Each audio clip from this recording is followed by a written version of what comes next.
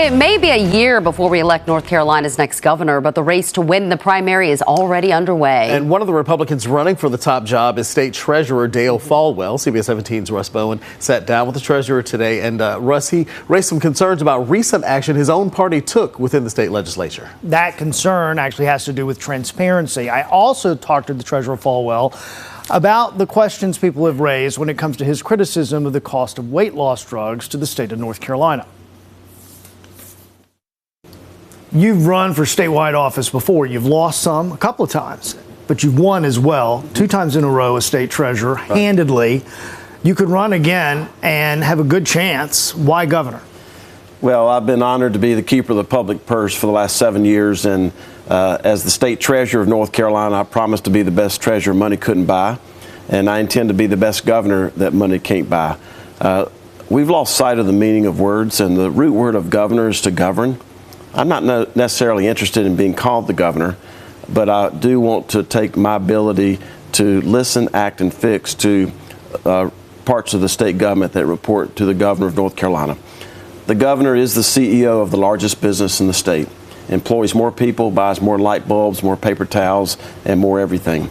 And there's still a lot of work to do with the DOT, which is barely out of the ditch, the DMV, even though we have a lot of hardworking people there at DMV, the Crime Lab, DHHS, all of those are cabinet positions that report to the governor. And as someone who has actually served in the legislature, been the Assistant Secretary of Commerce in charge of reforming the unemployment system, and now as the keeper of the public purse, I'm uniquely qualified to take on this challenge. What are you seeing different today as far as the workings within the legislature compared to what it was like when you were doing it? What bothers you, or do you think it's just fine? What bothers me is, as a Quaker, is that we seem to be screaming past each other and not talking to each other. It seems like the humility and the humanity has left our politic both at the federal and the state level. That's what I've witnessed. When I was in the legislature for the first 6 years, I was in the minority party. But even there proved that even though I was in the minority party, that I could introduce dozens of bills that actually got to the governor's desk that saved lives, saved minds, and saved money. That's what I've done during my entire public service career, and that's what I'll do as the next governor of North Carolina. Now, one thing that ended up within this enormous budget, among other things that have really nothing to do with dollars, which you specialize in, by the way, is something you've been outspoken about, and so is the media, and that's access to public records, access to the recorded subjects within the offices within state legislators, that gives them more discretion as to what they hand over. If there's a public records request, it can give them the ability to destroy records before they move over to the archives if they retire. Why are you concerned about that? I'm concerned about it because the confidence in government at the state and the federal level is at an all-time low. When you don't have sunshine on what's going on in the legislative process, it just reduces confidence. When people want to know how we arrived at a certain decision, we tell them. You also run the state's largest healthcare system, essentially the state employees' healthcare system. Right. It's a big job.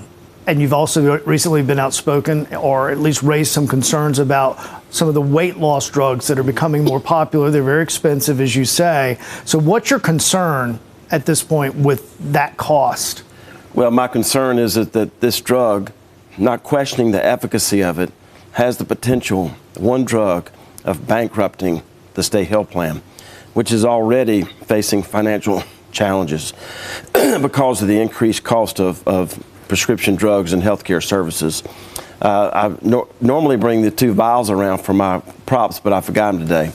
All we're asking for Novo Nordisk, is the producer of this drug, is for our state employees to pay the same price for this drug in the United States and North Carolina as they pay in Denmark. In Denmark, this drug costs between $200 and $300. The retail price for this product could be up to $2,000 in the United States. Per month? Yes. There are critics, though, who say it's a little irresponsible what you're doing, that you're putting lives at risk. Well, as far as the State Employees Association, CNEC, and the North Carolina Retired Government Employees Association, they came and actually testified at our committee. And I don't think there's any space between us. They know the financial impact this is going to have on the state health plan. They know that unless we can get transparency and get this cost lowered, that there's a potential of premiums tripling for some of our state employees. They know that this is not emotional, it's not political, it's simply mathematical. And I'm very thankful to have their support as we start to drive toward transparency on this one drug we're talking about. This one drug that has the potential of costing the state health plan $170 million next year. Now, Falwell has a steep hill to climb against Lieutenant Governor Mark Robinson, who does lead in the polls. Coming up at 5:30, the treasurer responds to Robinson and the rhetoric he has used that's fallen under a lot of criticism. I've reached out to the other candidates, of course, running for governor. Hope to have those interviews as well, guys. Yeah, looking forward to hearing from more. Thanks, Russ. You bet.